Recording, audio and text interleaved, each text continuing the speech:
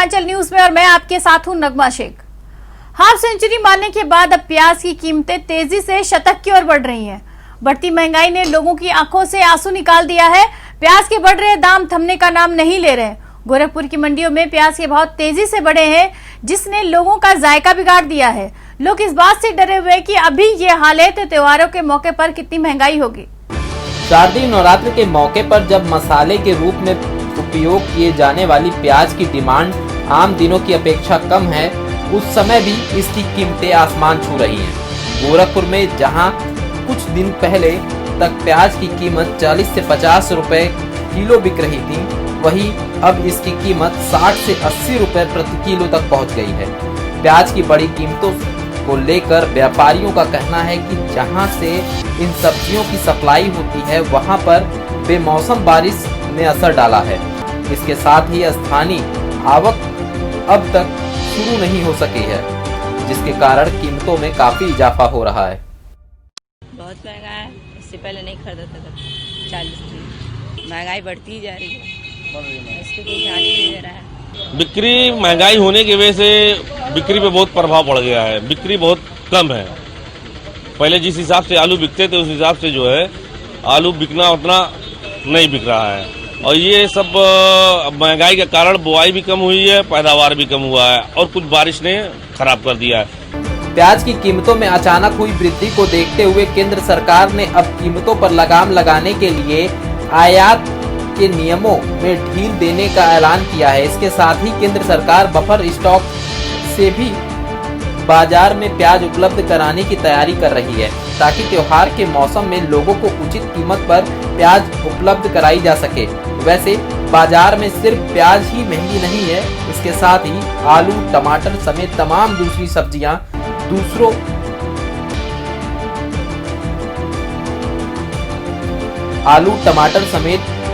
तमाम दूसरी सब्जियों के दाम भी लगातार बढ़ रहे हैं। महिलाओं की सुरक्षा सुनिश्चित करने और उनके आत्मसम्मान की रक्षा के लिए मिशन शक्ति के तहत योगी सरकार ने पूरे प्रदेश के थानों में महिला हेल्प डेस्क की शुरुआत की है। इसके अंतर्गत प्रदेश में 1535 थानों में महिलाओं की सुनवाई प्राथमिकता के आधार पर होगी और उन्हें शिकायतों के निस्तारण के लिए दर दर भटकना नहीं पड़ेगा। महिलाओं की शिकायतों को नजरअंदाज करने वाले अफसरों पर कार्रवाई की जाएगी। योगी सरकार ने तय किया है कि प्रदेश में हर थाने में महिला हेल्प डेस्क बनाना अनिवार्य होगा। योगी सरकार के मिशन शक्ति के तहत प्रदेश भर के थानों में बनाई जाने वाली महिला हेल्प डेस्क पर महिला पुलिसकर्मियों की तैनाती होगी, जो शिकायतों को सुनने के साथ साथ हर समय महिलाओं की मदद के लिए तत्पर रहेंगी। महिला हेल्प डेस्क पर महिला पुलिसकर्मियों की तैनाती से लड़कियों और महिलाओं को थाने जाकर अपनी शिकायत दर्ज कराने या बात कह पाने में आसानी होगी। प्रदेश के 1535 थानों में महिलाओं की समस्या का पूरी संवेदनशीलता के साथ समाधान निकल सके, इस उद्देश्य से महिला हेल्प डेस्क की स्थापना का एक अभिनव कार्यक्रम हम एक साथ प्रारंभ कर रहे हैं।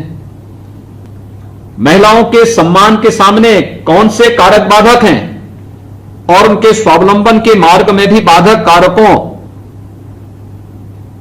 को चिन्हित करते हुए उसके समाधान का मार्ग भी हम लोग निकालने में सफल होंगे। प्रदेश के 1535 थानों में जो ये अभियान प्रारंभ हुआ है, ये केवल एक महिला हेल्प डेस्क बनाने तक सीमित नहीं होना है। हर थाने में एक सेपरेट रूम जो ट्रांसपेरेंट हो, ग्लास लगा हुआ हो, वहां पर बैठने की उचित व्यवस्था हो, सीसीटीवी कैमरा हो, कंप्यूटर और अन्य रजिस्ट्रेशन की सुविधा वहां पर हो। वहां पर अगर किसी पीड़ित महिला को कोई एप्लीकेशन आदि वहां लिखवानी हो या लिखनी हो, इसके लिए स्टेशनरी की व्यवस्था हो, पीने के शुद्ध पेयजल की व्यवस्था वहां मौजूद हो, ये सभी सुविधाएं और वहां पर प्रशिक्षित महिला अधिकारी या कर्मचारी मौजूद हों, ये सुविधा हमें देना होगा। वहां पर थानों में महिला हेल्प डेस्क पर महिलाओं के खिलाफ हुए अपराधों पर तुरंत कार्रवाई की जाएगी। इस मौके पर मुख्यमंत्री योगी आदित्यनाथ ने कहा कि मिशन शक्ति अभियान सरकार ने शुरू जरूर किया है, लेकिन आगे इसे समाज के लोगों को चलाना है। महिला सुरक्षा जन जन की जिम्मेदारी होनी चाहिए। मैंने पिछले 7 दिनों के अंदर देखा है कि जो लोग तिल को ताड़ बना करके समाज को, देश को, नारी गरिमा को किसी न किसी रूप में अपमानित करने का कार्य करते थे, वे स्वयं कटघरे में खड़े होते हुए दिखाई दे रहे हैं। और पिछले 1 सप्ताह के अंदर अनेक प्रकार की रचनात्मक और सृजनात्मक सोच समाज के अलग अलग तबके के माध्यम से हमें देखने को मिला है। लोगों ने एक नई दृष्टि देनी प्रारंभ की है। तो पिछले 6-7 महीनों से जिन न्यायालयों में कार्य की गति बहुत मंद हो चुकी थी, मैं पिछले आज के समाचार पत्रों में मैं देख रहा था कि अनेक जनपदों में महिला संबंधी अपराध या बालिकाओं से संबंधित अपराध में कहीं मृत्युदंड, कहीं पर आजीवन कारावास की सजा या कहीं पर कोई अन्य कार्रवाई तेजी के साथ आगे बढ़ती हुई दिखाई दे।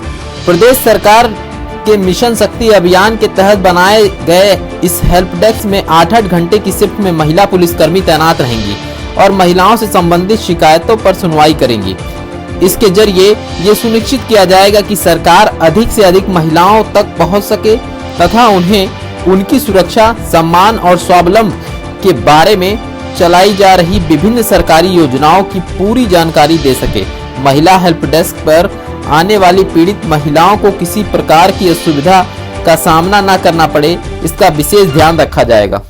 उत्तर प्रदेश के राजकीय माध्यमिक स्कूलों में एलटी ग्रेड के नए चयनित 3,317 शिक्षकों को मुख्यमंत्री योगी आदित्यनाथ ने नियुक्ति पत्र वितरित किया। कार्यक्रम में सीएम योगी ने 5 शिक्षकों को प्रतीकात्मक रूप से नियुक्ति पत्र दिया, जबकि बाकी सभी शिक्षकों को ऑनलाइन नियुक्ति पत्र जारी किया गया। ये पहला मौका है जब शिक्षकों को ऑनलाइन नियुक्ति पत्र दिया जा रहा है। उन्हें मेरिट में दिए गए विकल्प के आधार पर स्कूल आवंटित किया गया है। दिव्यांगों को वरीयता दी गई है। राजकीय माध्यमिक स्कूलों में एलटी ग्रेड के चयनित 3,317 सहायक शिक्षकों को नियुक्ति पत्र देने के अवसर पर मुख्यमंत्री योगी आदित्यनाथ ने कहा कि सरकार ने पिछले 3.5 साल में 3 लाख से अधिक युवाओं को सरकारी नौकरी दी है। इन भर्तियों में कोई भी उंगली नहीं उठा सकता। सभी नियुक्तियां पूरी ही ईमानदारी और पारदर्शिता के साथ ध्यान में रखा गया और यही हमारी पूंजी है। हमने पिछले 3.5 वर्षों में 3 लाख से अधिक नौजवानों को सरकारी नौकरी दी है और एक भी नौकरी में कहीं कोई आरोप नहीं लगा सकता। किसी भी विभाग की किसी भी नियुक्ति की प्रक्रिया में जो 2017 अप्रैल 2017 के बाद से प्रारंभ हुई है, उसमें कहीं कोई उंगली नहीं उठा सकता, क्योंकि यही हमारी सबसे बड़ी पूंजी है कि हम प्रदेश के अपने युवाओं को पूरी ईमानदारी के साथ, पूरी शुचिता और पूरी पारदर्शी तरीके के साथ उनके चयन की प्रक्रिया को पूरा करते हुए नियुक्ति की प्रक्रिया के साथ जोड़ सकें और उन्हें यथायोग्य सेवा का अवसर शासन की व्यवस्था में विभागों में दे सकें। मुख्यमंत्री योगी आदित्यनाथ ने कहा कि शिक्षक समाज का मार्गदर्शक होता है। आज चयनित सभी युवाओं को इसे सिद्ध करना होगा। एक शिक्षक चाहे तो समाज की व्यवस्था में परिवर्तन ला सकता है। मुख्यमंत्री ने कहा कि ऑपरेशन कायाकल्प योजना के तहत प्रदेश के स्कूलों में बुनियादी सुविधाएं दी जा रही हैं। विद्यालय में भवन में बड़े बड़े पीपल के पेड़ और बरगद के पेड़ जमे हुए थे, गंदगी थी, टॉयलेट नहीं थे, अव्यवस्थाएं थी। फिर मैंने दूरभाष से ही वहां पर इस बारे में कहा। मैंने कहा देखिए, जो वहां के प्रधानाचार्य हैं उनसे इस बारे में अनुरोध करिए, प्रशासन उनका सहयोग करे। विद्यालय के जितने पेड़ जमे हुए ये स्वयं अपने हाथों से निकाल सकेंगे तो अच्छा होगा। मेहनत करनी पड़ेगी, एक बार प्रयास करना पड़ेगा। विभाग ने चयनित अभ्यर्थियों को मनपसंद स्थान पर नियुक्ति के लिए 8 अक्टूबर तक ऑनलाइन आवेदन मांगे थे। सभी शिक्षकों को मेरिट और विकल्प के आधार पर स्कूल आवंटित किए गए हैं। दिव्यांगों को वरीयता दी गई है। ये अभ्यर्थी साल 2018 में परीक्षा पास करने और प्रशिक्षण लेने के बाद नियुक्ति का इंतजार कर रहे थे। उत्तर प्रदेश पुलिस ने 50 साल से अधिक की उम्र के अक्षम पुलिस कर्मियों को अनिवार्य रिटायरमेंट देने के लिए जिलों से सूची न आने पर पुलिस मुख्यालय ने नाराजगी जाहिर की है। डीजीपी मुख्यालय ने सभी जोन के एडीजी पुलिस कप्तानों और पुलिस कमिश्नर को इस बारे में रिमाइंडर भेजा है। डीजीपी मुख्यालय ने सभी जोन के एडीजी, पुलिस कप्तान और पुलिस कमिश्नरों को रिमाइंडर भेजा है और उत्तर प्रदेश पुलिस में 50 साल की उम्र पार कर चुके अक्षम पुलिसकर्मियों को अनिवार्य रिटायरमेंट देने के लिए जिलों में सूची न आने पर मुख्यालय ने नाराजगी जाहिर की है। 5 सितंबर को निर्देश जारी करने के बाद भी जिलों से 50 साल से ज्यादा उम्र के अक्षम पुलिसकर्मियों की डीजीपी मुख्यालय को सूची नहीं सौंपी गई है। इस पर नाराजगी जाहिर करते हुए डीजीपी मुख्यालय ने 25 अक्टूबर तक लिस्ट सौंपने के निर्देश दिए हैं। डीजीपी मुख्यालय ने 31 मार्च 2020 को 50 साल की आयु पूरी कर चुके पुलिसकर्मियों की स्क्रीनिंग कराए जाने के निर्देश दिए थे। सिपाही से लेकर इंस्पेक्टर को अनिवार्य सेवानिवृत्त देने के लिए स्क्रीनिंग होनी थी। डीजीपी मुख्यालय ने सभी जोन के एडीजी और लखनऊ, नोएडा के पुलिस कमिश्नर को पत्र लिखा है। गुजरात के अहमदाबाद जेल में बंद बाहुबली पूर्व सांसद अतीक अहमद को पेशी के लिए उत्तर प्रदेश आने में डर लग रहा है। बाहुबली के वकील ने वीडियो कॉन्फ्रेंसिंग से मुकदमे की सुनवाई की मांग की है, जिसे स्पेशल एमपी एमएलए कोर्ट ने मंजूर कर लिया है। हिस्ट्री शीटर अतीक से पहले मुख्तार अंसारी ने भी यूपी आने से बचने के लिए खराब स्वास्थ्य का हवाला दिया था, जिसके बाद उसे लाने पंजाब के रोपड़ जिले गई पुलिस को खाली हाथ लौटना पड़ा। एक समय था जब यूपी में मुख्तार और अतीक के नाम का सिक्का चलता था। लोग उनके नाम से खौफ खाते थे, लेकिन वक्त ने ऐसी करवट ली कि अब ये बाहुबली उत्तर प्रदेश में कदम रखने से कतरा रहे हैं। अब माफिया अतीक अहमद यूपी आने से डर रहा है। बाहुबली को पेशी पर गुजरात से यूपी आना था, लेकिन मन में गाड़ी पलटने का ऐसा खौफ दिखा कि अतीक ने वकील के जरिए वीडियो कॉन्फ्रेंसिंग से मुकदमे की सुनवाई की मांग की। स्पेशल एमपी एमएलए कोर्ट ने अतीक अहमद की वीडियो कॉन्फ्रेंसिंग से सुनवाई की मांग मंजूर कर ली है और कोर्ट में सुनवाई का इंतजाम करने के निर्देश दिए हैं। इस मामले की सुनवाई 4 नवंबर को होगी। सुप्रीम कोर्ट के 23 अप्रैल 2019 के आदेश के बाद से अतीक अहमद गुजरात के अहमदाबाद जेल में बंद है। अतीक ने अपने जीवन को गंभीर खतरा बताया है। राजनीतिक विरोधियों और पुलिस पर हत्या की साजिश रचने का आरोप लगाया है। वीडियो कॉन्फ्रेंसिंग से सुनवाई के लिए प्रयागराज से अहमदाबाद की हजारों किलोमीटर दूरी का हवाला भी दिया है। अतीक ने अपने अर्जी में कहा है कि वो किडनी और रीढ़ की हड्डी की गंभीर बीमारी से पीड़ित है, साथ ही शुगर टाइप 1 और हाई ब्लड प्रेशर का मरीज है। इस आधार पर अतीक ने स्पेशल एमपी एमएलए कोर्ट में सुनवाई पर व्यक्तिगत पेशी से छूट की मांग की थी। हिस्ट्री शीटर अतीक से पहले पंजाब की जेल में बंद बाहुबली मुख्तार अंसारी ने भी यूपी आने से बचने के लिए स्वास्थ्य कारणों का हवाला दिया है। दुर्दांत अपराधियों और भूमाफियों के खिलाफ योगी सरकार फुल एक्शन में है। प्रयागराज में बाहुबली पूर्व सांसद अतीक अहमद और उसके करीबियों के दर्जनों अवैध निर्माण को ध्वस्त करने के बाद अब दूसरे अपराधियों के अवैध साम्राज्य को ध्वस्त किया जा रहा है। इसी क्रम में नैनी थाने के हिस्ट्री शीटर, सपा नेता और भूमाफिया जावेद अहमद और पप्पू गंजे के अवैध फार्म हाउस को प्रयागराज विकास प्राधिकरण ने बुलडोजर चलाकर ध्वस्त कर दिया है। संगम नगरी में सपा नेता और भूमाफिया जावेद और पप्पू गंजिया के फार्म हाउस पर प्रयागराज डेवलपमेंट अथॉरिटी का बुलडोजर चला। नैनी के गंजिया में 2.5 बीघे में बना फार्म हाउस पूरी तरह जमींदोज हो गया। पीडीए का कहना है कि फार्म हाउस का नक्शा पास नहीं करा गया था। इसके साथ ही फार्म हाउस की जमीन के अवैध कब्जे की भी जांच होगी। ये कुख्यात अपराधी हिस्ट्री शीटर जावेद और पप्पू गंजिया का अवैध निर्माण है। इसका भूखंड का क्षेत्रफल लगभग 2.5 बीघा है। इसमें 2 फ्लोर का अवैध कंस्ट्रक्शन भी है। खुला क्षेत्रफल ज्यादा है। इसका प्रयागराज विकास प्राधिकरण से मानचित्र स्वीकृत कराया बिना अवैध निर्माण कराया गया, तो जिसके क्रम में इसका विधिक ध्वस्तीकरण आदेश पारित। जावेद अहमद और पप्पू गंजिया नैनी थाने का हिस्ट्री शीटर है। प्रयागराज प्रशासन ने उसे भू माफिया घोषित किया है। उस पर हत्या का प्रयास, जबरन कब्जा और रंगदारी समेत 20 से अधिक मुकदमे नैनी समेत कई थानों में दर्ज हैं। जावेद अहमद और पप्पू गंजिया को बाहुबली अतीक अहमद का करीबी भी बताया जाता है। लखनऊ के गोमती नगर एक्सटेंशन में सेक्टर 7 में टेंडर पॉम अस्पताल का उद्घाटन हुआ। अस्पताल की चेयरपर्सन डॉक्टर अनुभा यादव ने बताया कि 300 बेड से युक्त टेंडर पॉम अस्पताल एक सुपर स्पेशलिटी अस्पताल है, जहां तमाम विश्वस्तरीय अत्याधुनिक चिकित्सा सुविधा मौजूद है।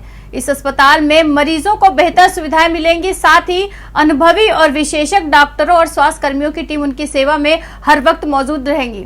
देखा जाए हमारा अस्पताल औरों से इसलिए डिफरेंट है। आप देखें तो हमने जिस तरह के प्राइस दे रखे हैं और अस्पतालों से ये उनसे डिफरेंट हैं, कम हैं। और सुविधाएं उनसे ऊपर की दे रखी हैं। जैसे हमारा 300 बेडेड हॉस्पिटल है, my 100 beds are dedicated for women health and child health. Doctor Anubha Yadav ने बहुत मेहनत से यह अस्पताल बनाया है और इसलिए भी बनाया है कि बहुत ज़रूरत भी थी लखनऊ में। तो ये देखिए आज के हिसाब से बहुत सस्ता इलाज भी मिले और सुविधाएं भी मिले। उत्तर प्रदेश के मुख्यमंत्री योगी आदित्यनाथ ने धान क्रय केंद्रों पर किसानों को कोई असुविधा न हो, इसको लेकर प्रदेश में 15 अक्टूबर से धान खरीद शुरू करने के आदेश दिए, जिसके लिए क्रय एजेंसियों को नामित भी किया गया। लेकिन किसानों के लिए शुरू की गई व्यवस्था जब भगवान भरोसे हो तो आप सोच सकते हैं कि किसानों की आय दोगुनी करने वाली बातें कितनी कारगर होंगी। साल 2020-21 में 55 लाख मीट्रिक टन धान खरीदने का लक्ष्य भले ही राज्य सरकार ने रखा हो, लेकिन धरातल पर स्थिति इसके उलट दिख रही है।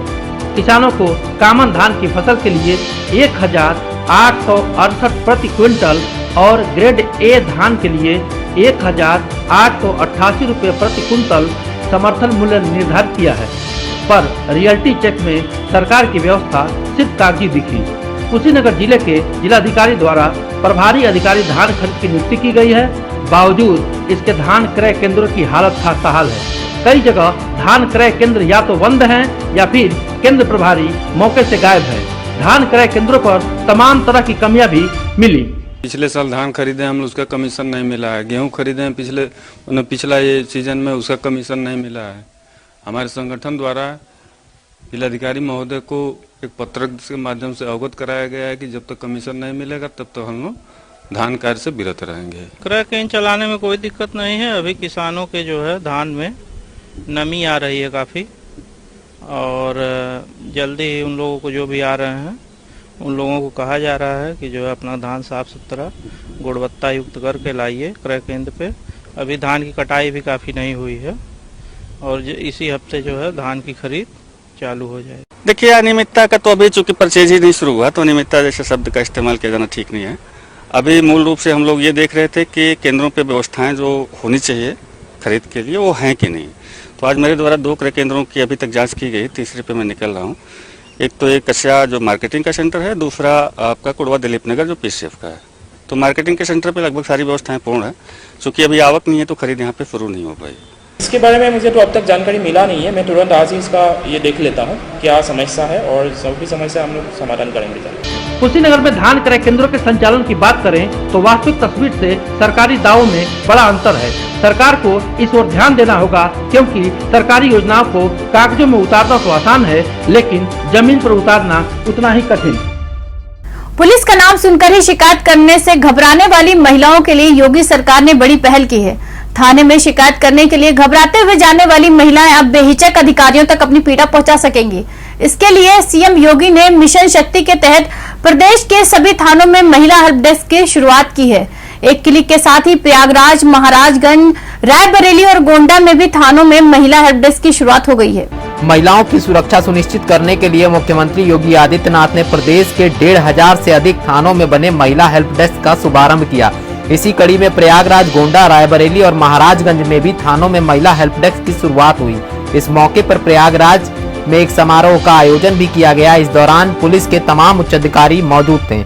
हेल्प डेस्क है फॉर एनी विक्टिम और एनी कंप्लेनेंट। कोई भी यदि आता है तो उसके लिए एक अच्छा रिसेप्शन है जिसको हम ऑफर कर रहे हैं, और ये गेम चेंजर होगा।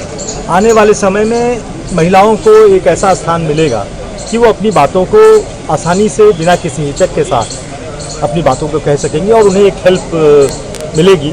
तो ये जिस तरह से हमारा 112 है, उसी तरह का एक बहुत ही इफेक्टिव और बहुत ही महत्वाकांक्षी ये प्रोजेक्ट है। गोंडा में मिशन शक्ति अभियान कार्यक्रम के अंतर्गत नगर कोतवाली में भी महिला हेल्प डेस्क बनाया गया। इस दौरान छात्राओं ने नारी अबला नहीं सबला है नाटक का मंचन भी किया।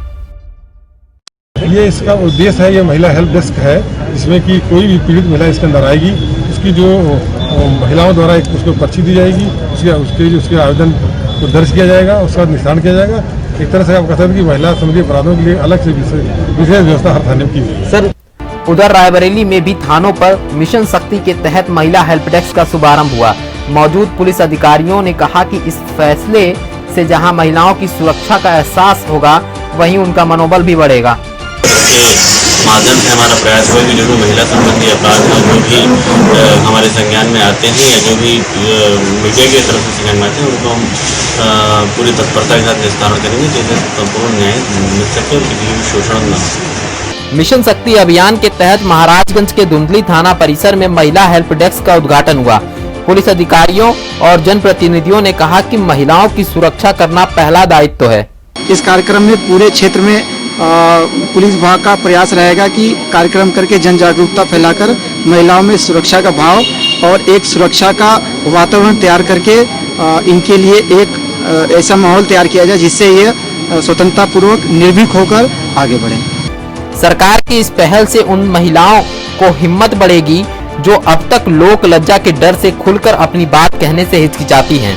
महिला हेल्प डेस्क के जरिए पीड़ित महिला बिना डरे थाने में जाकर अपनी शिकायत दर्ज कर सकेंगी। इससे तत्काल उनकी शिकायतों का निवारण होगा ताकि वो अपने आप को असहाय और असुरक्षित महसूस न करें। अधिवक्ता की हत्या का आरोप लगाते हुए आजमगढ़ में वकीलों ने विरोध प्रदर्शन किया और मामले में पुलिस पर निष्क्रियता का आरोप लगाया। पुलिस के आला अधिकारियों ने स्थिति को संभाला और जरूरी कार्रवाई का भरोसा देकर प्रदर्शन खत्म कराया। आजमगढ़ के जहानागंज थाना क्षेत्र के टांडी गांव निवासी शशि राजभर की मौत को लेकर वकील सड़क पर उतरे। पुलिस पर मामले में लापरवाही का आरोप लगाकर वकीलों ने दीवानी कचहरी के बाहर सड़क जाम कर प्रदर्शन किया। वकीलों का आरोप है कि शशि राजभर की हत्या हुई, जबकि पुलिस उसे सड़क हादसा बताकर रफा दफा करना चाहती है। मौके पर हंगामा बढ़ते देख एसपी सिटी ने मौके पर जाकर प्रदर्शन कर रहे वकीलों को जरूरी कार्रवाई का भरोसा दिलाया और सड़क को जाम से खुलवाया। आज हमारे एक भाई की हत्या हो गई है, जिसको एसओ जहानागंज जो है वो एक्सीडेंट में जो है तब्दील करना चाहती है। क्राइम नंबर बड़े दबाव के बाद कल 3 बजे के बाद क्राइम नंबर 224/2001 दर्ज किया गया और वो तरमीम कर करके एक्सीडेंट करना चाहती हैं। पहली मांग मेरी है कि तुरंत अविलंब जो है एसओ जहानागंज ज्ञानी प्रिया को हटाया जाए वहां से और तेज तर्रार कोई जो है इंस्पेक्टर वहां नियुक्त किया जाए जो निष्पक्ष विवेचना करे। ये अधिवक्ता शशि कुमार राजभर जिनके साथ परसों घटना घट गई थी, इसके संबंध में जहानागंज में मुकदमा लिखा हुआ है। उसके संबंध में अधिवक्ता गणों ने एक ज्ञापन दिया है, हम लोगों ने उसको ज्ञापन लिया है और इनकी जो मांगे हैं उस पर विचार किया जाएगा। खबरों के मुताबिक शशि प्रकाश राजभर की मां वर्तमान में बीडीसी हैं और खुद शशि प्रधान का चुनाव लड़ने की तैयारी कर रहे थे। 2 दिन पहले वो दीवानी कोर्ट से काम खत्म कर बाइक से घर लौट रहे थे, लेकिन घर नहीं पहुंचे। बाद में सेवटा गांव के पास उनका शव मिला। पुलिस का कहना है कि किसी अज्ञात वाहन की टक्कर से उनकी मौत हुई है, जबकि परिवार और वकीलों का कहना है कि शशि राजभर की हत्या की गई है। आजमगढ़ में शराबी पति ने शराब के लिए पैसे न देने पर पत्नी की हत्या कर दी। पुलिस ने आरोपी पति को गिरफ्तार कर जेल भेज दिया है। मामला आजमगढ़ के मेहनगर थाना क्षेत्र का है, जहां भटका सोपुर गांव का रहने वाला सुरेंद्र प्रजापति नशे का आदी था। वो शराब पीने के लिए लगातार पत्नी से पैसे मांगता था और ना देने पर उसकी पिटाई करता था। घटना वाले दिन भी जब सुरेंद्र ने पत्नी से पैसे मांगे तो उसने शराब के लिए पैसे देने से इनकार कर दिया। गुस्से में आकर सुरेंद्र ने पत्नी सुनीता का गला दबाकर हत्या कर दी। पति ने अपनी पत्नी की हत्या कर दी है और वो किराए का मकान लेकर निजामाबाद में रहता था। उसकी ये दूसरी वाइफ थी और पहली और इसे शराब पीता था। शराब के नशे में इनमें कई दिन से झगड़ा चल रहा था और रात्रि में इसने उसका मुंह दबाकर, चाहे तकिए से दबाया हो चाहे हाथ से दबाया हो, उसे उसकी हत्या कर दी। इस संबंध में सूचना भी प्राप्त हुई थी और वो सूचना सही पाई गई। अभियुक्त गिरफ्तार किया गया है और अभियुक्त ने अपना जुर्म कबूल किया है। घटना की सूचना मिलने पर मौके पर पहुंची पुलिस ने आरोपी सुरेंद्र को गिरफ्तार कर लिया और कानूनी कार्रवाई के बाद उसे जेल भेज दिया। नवरात्रि का 7वां दिन मां कालरात्रि को समर्पित होता है। पौराणिक कथाओं के अनुसार मां दुर्गा के कालरात्रि स्वरूप की पूजा करने से दुष्टों का अंत होता है। देवी मां के इस रूप को साहस और वीरता का प्रतीक माना जाता है। हिंदू मान्यताओं के अनुसार मां दुर्गा ने दुष्टों का विनाश करने के लिए ये रूप लिया था। नवरात्रि के 7वें दिन यानी महासप्तमी को मां दुर्गा के 7वें स्वरूप कालरात्रि की पूजा का विधान है। शक्ति का ये रूप शत्रु और दुष्टों का संहार करने वाला है। मान्यता है कि मां कालरात्रि ही वो देवी हैं जिन्होंने मधु कैटभ जैसे असुर का वध किया था। माँ दुर्गा ने असुरों के राजा रक्तबीज का संहार करने के लिए अपने तेज से माँ कालरात्रि को उत्पन्न किया था। कहते हैं कि महासप्तमी के दिन पूरे विधि विधान से माँ कालरात्रि की पूजा करने पर माँ अपने भक्तों की सभी मनोकामनाएं पूर्ण करती है। ऐसी मान्यता है कि माँ कालरात्रि की पूजा करने वाले भक्तों को भूत, प्रेत या बुरी शक्तियों का भय नहीं सताता। शास्त्रों के अनुसार देवी कालरात्रि का स्वरूप केवल पापियों का नाश करने के लिए है। माँ कालरात्रि अपने भक्तों को सदैव शुभ फल प्रदान करने वाली होती है। इस कारण इन्हें शुंभकरी भी कहा जाता है। देवी कालरात्रि का रंग काजल के समान काले रंग का है, जो अमावस की रात्रि से भी ज्यादा काला है। इनका वर्ण अंधकार की भांति कालीमा लिए हुए हैं। मान्यता है कि माँ का स्वरूप जितना विकराल है, उतना ही माँ का स्वभाव दयालु है। माँ कालरात्रि भक्तों पर हमेशा अपना आशीर्वाद बनाए रखती है और शुभ फल देती है। इनकी 4 भुजाएं हैं। दाईं ओर की ऊपरी भुजा से महामाया भक्तों को वरदान देती है और दूसरी भुजा से अभय का आशीर्वाद प्रदान करती है। बाईं भुजा में माँ ने तलवार और खड़ग धारण किया है। शास्त्रों के अनुसार देवी कालरात्रि का वाहन गर्दभ है। पूर्वांचल न्यूज में आज बस इतना ही। कल फिर होगी आपसे मुलाकात। नमस्कार।